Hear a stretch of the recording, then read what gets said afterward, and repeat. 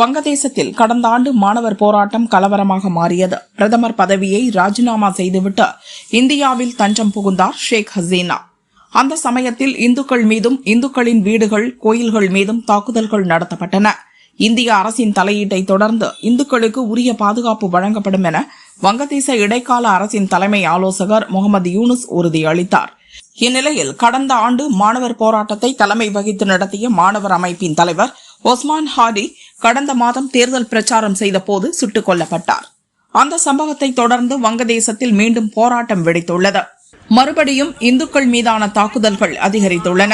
கடந்த டிசம்பர் 18ஆம் தேதி மைமன் சிங் மாவட்டத்தில் ஜவுளி தொழிற்சாலையில் வேலை பார்த்த தீபு சந்திரதாஸ் என்ற இந்து இளைஞரை அடித்துக் கொன்று உடலை போராட்டக்காரர்கள் எரித்தனர்.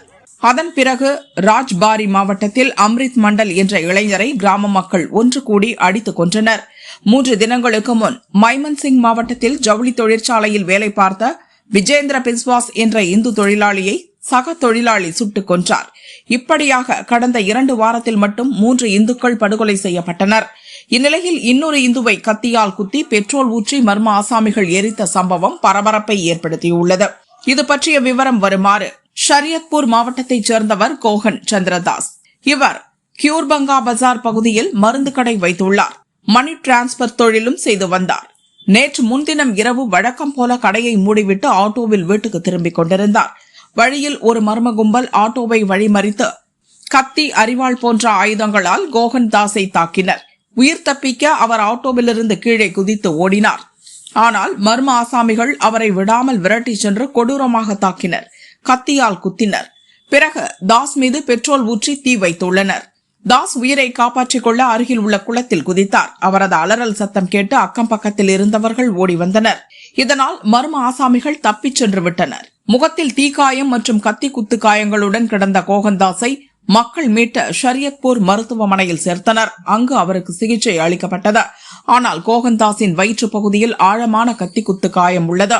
முகத்திலும் தீக்காயம் கடுமையாக உள்ளது. இதனால் அவரது உடல்நிலை கொஞ்சம் கொஞ்சமாக மோசமானது. இதைத் தொடர்ந்து மேல் சிகிச்சைக்காக அவர் டாக்கா மருத்துவமனைக்கு மாற்றப்பட்டார். அங்கு அவருக்கு டாக்டர்கள் தீவிர சிகிச்சை அளித்து வருகின்றனர். ஆனாலும் அவர் நிலைமை தொடர்ந்து கவலைக்கிடமாகவே உள்ளது. கோகன் சந்திரதாஸ் மீது தாக்குதல் நடத்திய ஆசாமிகளை பிடிக்க வங்கதேச போலீசார் தீவிரமாக விசாரணை நடத்தி வருகின்றனர். ஷரியத்பூரைச் சேர்ந்த ரப்பி, ஷோஹக் ஆகிய 2 பேரின் அடையாளம் மட்டும் காணப்பட்டுள்ளது. இருவரையும் போலீசார் தீவிரமாக தேடி வருகின்றனர். கணவர் கோகன்தாஸ் உயிருக்கு போராடும் நிலையில் அவர் மனைவி சீமாதாஸ் மருத்துவமனையில் கண்ணீருடன் கதறி அழுகிறார். நாங்கள் யாருக்கும் எந்த கெடுதலும் செய்ததில்லை, யார் வம்பு தும்புக்கும் போனதில்லை. பல ஆண்டாக வங்கதேசத்தில் வசிக்கிறோம். என் கணவர் எப்பவும் கடையை மூடிவிட்டு பணத்துடன் ஆட்டோவில் தான் வீட்டுக்கு வருவார். ஆனால் திடீரென ஏன் இந்துக்கள் மீது தாக்குதல் நடத்துகிறார்கள், அதுதான் எனக்கு புரியவில்லை என கதறியபடி சீமாதாஸ் கூறினார்.